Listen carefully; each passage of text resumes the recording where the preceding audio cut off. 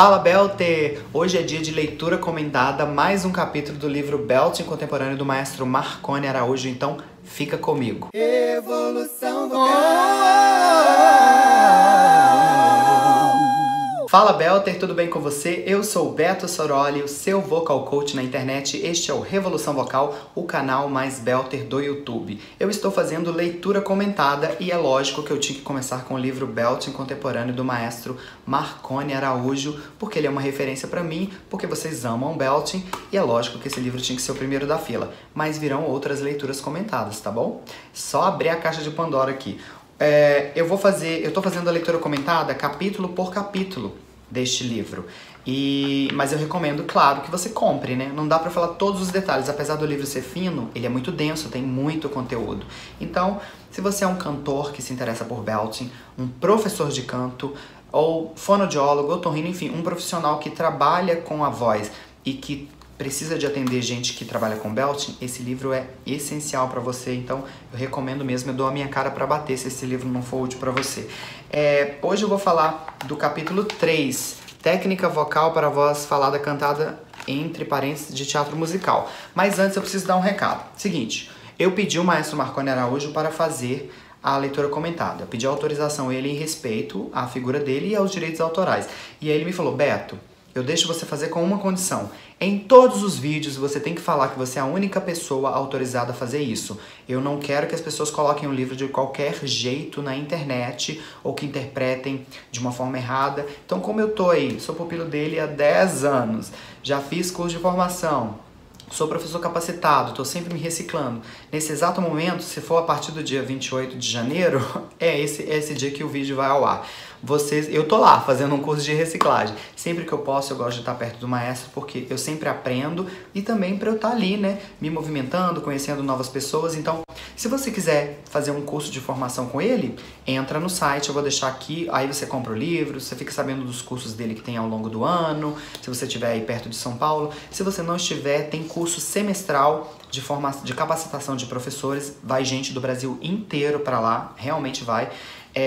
Eu já conheci gente do Nordeste, do Sul, enfim, de tudo quanto é parte que vai lá, porque aí é uma semana intensiva que você fica lá fazendo um monte de aula, estuda, e aí depois tem uma prova para capacitação que é difícil, porque o maestro é exigente, ele tem que ser exigente mesmo, porque para trabalhar com a voz de outras pessoas, né, não pode ser qualquer coisa, então tem que garantir que o professor vai estar bem habilitado aí para cuidar desse bem tão precioso que é a sua voz. Então vamos lá, hoje eu vou falar do capítulo 3, Técnica Vocal para Voz Cantada Falada de Teatro Musical. Apesar de estar aqui de teatro musical, ele colocou entre parênteses porque eu entendo, essa técnica serve para muitos outros estilos, né? Não só para teatro musical, mas como ele é diretor e vocal coach para teatro musical, principalmente, ele sabe o quanto essa técnica é útil e ela se desenvolveu muito pelas necessidades desse estilo. E outros estilos, claro, pop, gospel, sertanejo, rock, se servem dessas técnicas e estratégias porque funciona, né? Impressiona o público, protege a voz, então por que não, né? Então vamos lá. Ele começa falando de propulsão-retenção. A relação propulsão-retenção, que é o que faz a voz acontecer. O que seria isso? Propulsão é o ar que a gente está expirando e retenção é o fechamento das pregas vocais. Quando a gente inspira e vai fazer voz, aí a gente vai expirar, as pregas vocais se fecham e a relação dessa propulsão do ar com o fechamento é que vai fazer as pregas vocais vibrarem, né? As pregas vocais têm que se fechar para o ar ficar ali, ele vai ficar um pouco retido e depois ele vai fazer elas abrirem, né? Até o ponto de fazer elas abrirem. Elas se fecham de novo e isso continua acontecendo, provocando a vibração ali das pregas vocais e resultando num som que depois vai para dentro dos ressonadores. Então tem essa tríade aí, que eu já até falei sobre isso no 3 da voz. Propulsão, retenção, ressonância, né? Pode ter outros nomes também, né? A respiração, né? Expiração, fechamento das pregas vocais e espaço de ressonância. E tem uma relação muito importante que ele destaca da propulsão com a retenção, que a gente não para pensar. Se você tiver uma consciência da propulsão correta com a retenção correta, você vai ter muito mais resultado com a sua voz e menos esforço, né? Muitos professores falam, apoia que vai resolver, apoia que o agudo sai, e aí a pessoa entende que ela tem que fazer força, ela aumenta a propulsão, aí a retenção por sua vez acaba aumentando também e acaba gerando uma voz que não é saudável, que não sobe bem. Então ele já começa esse capítulo atentando para isso, assim. A propulsão não é unânime, né? Ele vai pesquisando aí outras escolas, as escolas nacionais de canto, italiana, alemã, francesa, inglesa.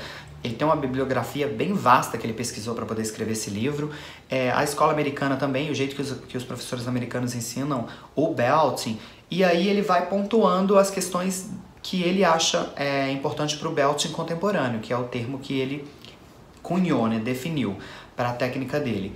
E então cada escola vai meio que pregar a propulsão de um jeito, depende do resultado estético, e ele explica por que no livro ele faz a propulsão, ele propõe a propulsão do jeito que ele propõe.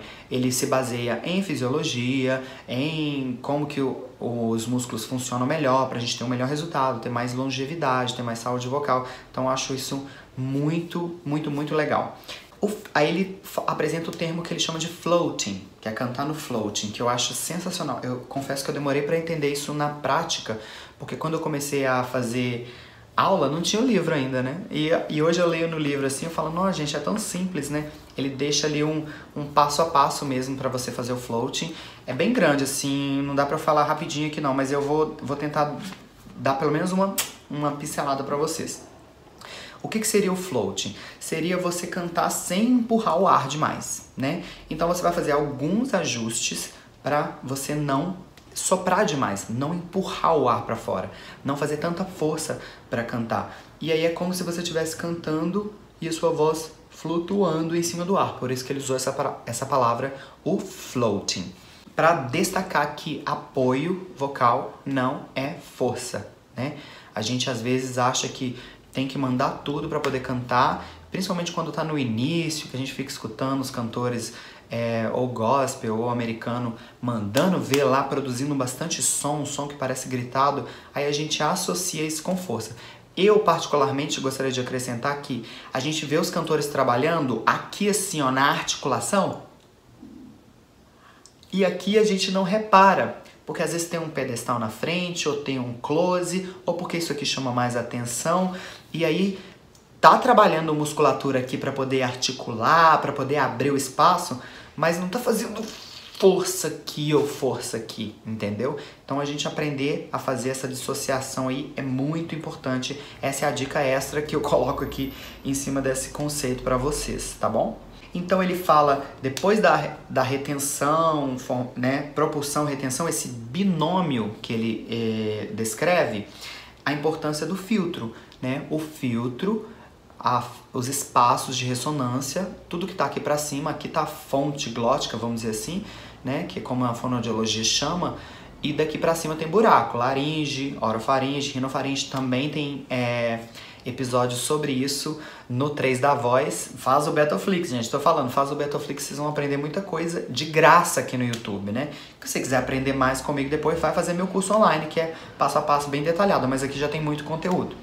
E aí ele vai falando sobre a utilização dos espaços, como você vai utilizar os espaços pro teatro musical, para os subregistros que ele vai descrever daqui a pouco.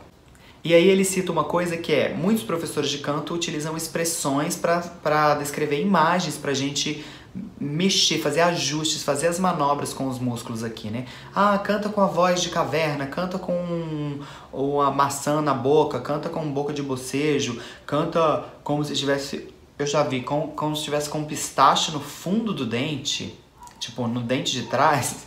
Então os professores usam imagens pra gente mexer aqueles músculos que a gente não tá vendo ou que a gente não consegue tocar. O maestro, ele fala que imagens são muito interessantes, ele considera as imagens interessantes, ele também tem as expressões dele, curiosas, engraçadas, mas que ele gosta de associar com o movimento do músculo. E eu acho isso sensacional, para mim fez muita diferença, para muitos alunos meus fez muita diferença também. Então eu gosto de usar a analogia, a metáfora, a imagem, mas também associar isso com o músculo. Qual músculo? Para o aluno não ficar perdido, sabe? Para ele saber, ó, peraí, quando eu tô fazendo a voz da caverna, eu tô mexendo tal músculo. Não é só uma coisa assim, uma coisa psicológica, uma coisa ritualística. Eu não acho que isso é um problema. Tem muita gente que desenvolve a voz assim, mas tem muita gente que não desenvolve. Então, quanto mais democrática a técnica vocal ficar, eu acho mais legal. E quanto mais consciente também. Então, eu sou adepto também do fisiologismo, vamos dizer assim. Ele associa vogais com músculos, expressões com músculos, para você localizar e desenvolver consciência e controle e independência também, né? Então, é muito legal ver, às vezes, assim, beleza, o aluno fala, eu tô aqui, ó, ampliando a minha orofaringe, ó. Eu tô mexendo os pilares da minha faringe. E isso é muito legal, porque por mais que você não possa ver, você consegue sentir. Então, é acessível sim. Ele tem uma seção aqui nesse capítulo que ele fala só de exercícios para você aprender a fazer o floating, tá? Bem passo a passo mesmo. Um exercício que você pode fazer, que eu posso tirar daqui, para você não ficar sem nada, né? É assim, ó. Você vai inspirar com a costela aberta. Então põe a mão aqui nas suas costelas. Ombro relaxado. Empina seu peito e abre a sua costela. E aí você não fecha, segura o ar sem fechar as pregas vocais. E deixa o ar sair bem assim por inércia, mas com aqui aberto. Não faz segurando o ar aqui não, tá?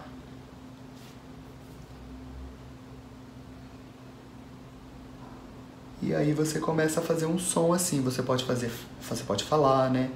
Os dias da semana. Segunda, terça, quarta, quinta, sexta, sábado, domingo. Cantar uma música. Parabéns pra você. Mas aí você tenta manter a costela aberta, tá bom? O peito empinado e o ombro baixo. Sem fazer retenção, pra você sentir que você não precisa de fazer a retenção muito forte e empurrar o ar. Pra você sentir que o ar vai saindo mais gostosinho. O seu ar vai durar mais, vai diminuir a pressão subglótica, o esforço aqui de retenção, o reflexo, né? E, enfim, aí ele tem outros exercícios que ele vai continuando assim. Aí você vai ter que comprar o livro, tá bom? Mas vai valer a pena. Ele fala sobre ataque e manutenção também, né? O que é ataque e manutenção? É quando você começa o som, um momento ali que as pregas vocais vão se fechar para poder começar a fazer o som.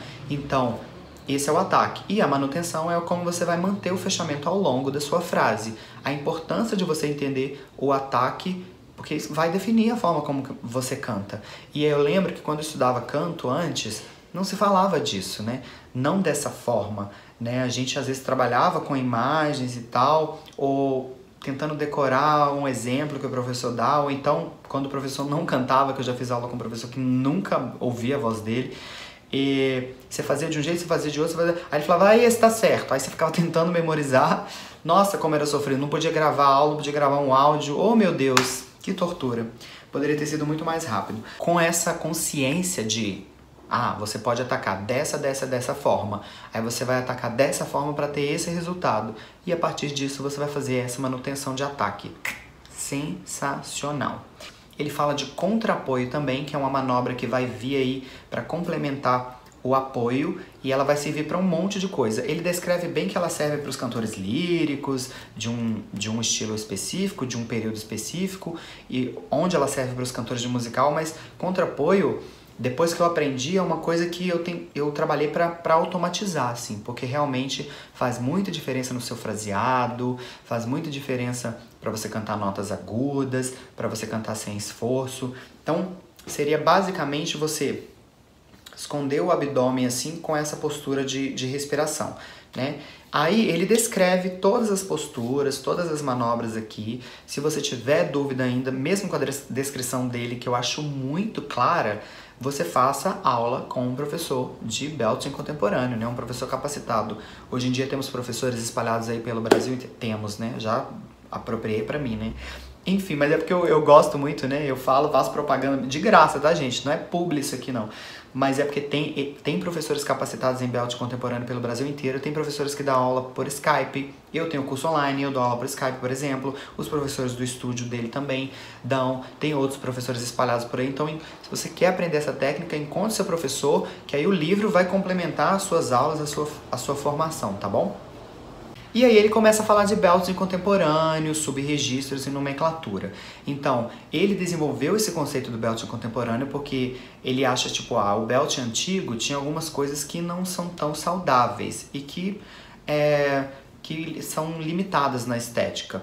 Então ele começou a observar cantores que faziam de uma forma diferente, ou associando com o estudo da fisiologia, como fazer as coisas com menos esforço.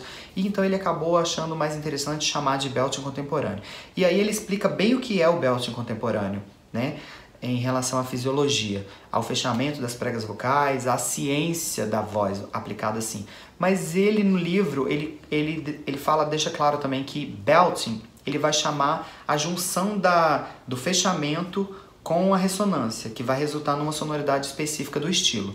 Mas se você for olhar dentro do lírico, ou dentro do teatro musical, ou dentro de outros estilos, o fechamento é muito parecido em determinado ponto. Só a ressonância que muda. Então, às vezes, um cantor lírico, ele está fazendo belting, só que ele tem um espaço diferente. Então, em relação a fechamento, o belting é uma coisa. Só que o Marconi resolveu chamar de belting o conjunto de tudo.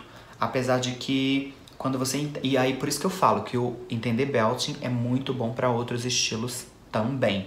Porque você está conhecendo o seu corpo, está conhecendo as possibilidades de expressão e poupar energia, né? E entendimento fisiológico de como que o seu corpo funciona de uma forma mais saudável. Então, sensacional também.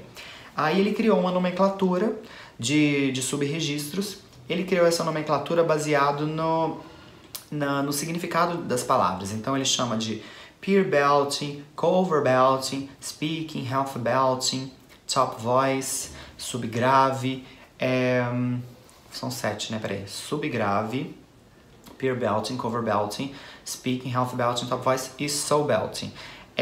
Então esses 7 subregistros aqui, ele definiu e ele pegou palavras em inglês, porque ele foi desenvolvendo lá e o teatro musical difundindo a técnica norte-americano, né, a Broadway como um produto de exportação, mas é só uma palavra. Se você não souber inglês, é só você saber o significado da palavra. Por exemplo, peer belting.